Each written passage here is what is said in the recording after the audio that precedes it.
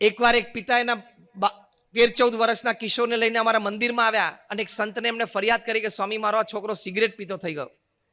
અમારા સંતે એને પ્રશ્ન પૂછ્યો કે તમે નજરે જોયું છે કે કોઈની કીધેલી વાત અમને કહો છો? તો કે ના સ્વામી, મેં નજરે જોયું છે, પૂછો એમને.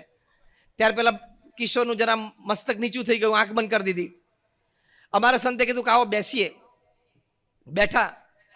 બાળકને એટલે કે પેલા કિશોરને બાજુ પર રાખીને પહેલો પ્રશ્ન એને પિતાને પૂછ્યો કે તમે પોતે સિગરેટ પીવો છો? તો કે હા.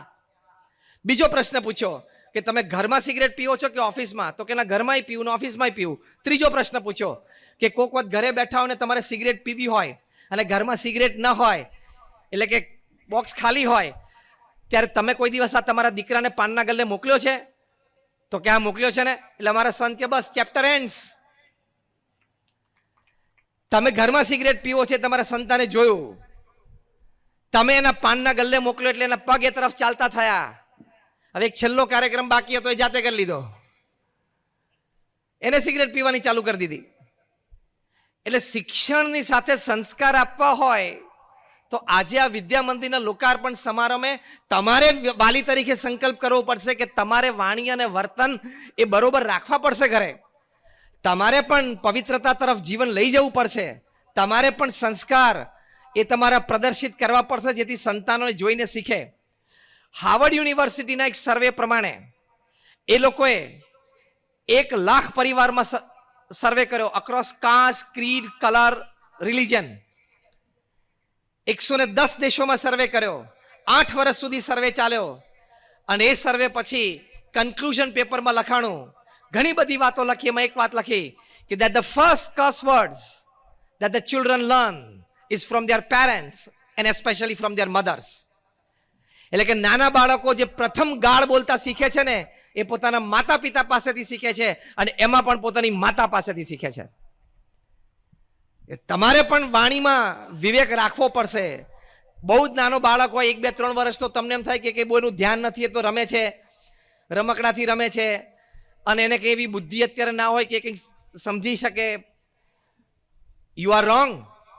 આટલો નાનો બાળક હોય એની પણ ગ્રાસ્પિંગ કેપેસિટી ફૂલ હોય છે, કારણ કે આપણી જીબી યુટ્યુબ અને વોટ્સએપે ભરી દીધી હોય, એની તો બધી જીબી ખાલી છે. મગજની એની બધી જીબી ખાલી છે. એ જે જોવે છે, જે સાંભળે છે, એ બધું જ સીધું એને મગજમાં પ્રિન્ટ થઈ જાય છે. એટલે એને સંસ્કાર આપવાના. આપણે તો ગર્ભ સંસ્કારથી વાત આવે છે, 16 સંસ્કારની વાત આવે છે. એ બધા માટે આપણે ખૂબ જાગૃત રહેવું પડશે. હમણાં આવતા મહિને અમે સુરતમાં એક કાર્યક્રમમાં જવાના છીએ. 3 ડોક્ટર્સે ભેગા થઈને ગર્ભ સંસ્કાર ઉપર રિસર્ચ કરી છે.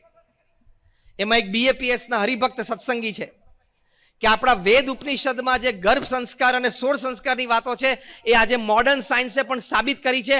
500 પેજનું પુસ્તક લખ્યું છે એમણે આ રિસર્ચ ઉપર. એનો વિમોચન કાર્યક્રમ છે.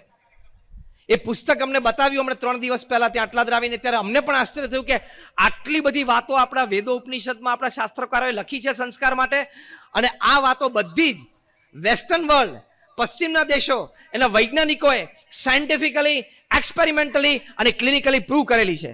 કેટલો ભવ્ય વારસો આપણી પાસે છે.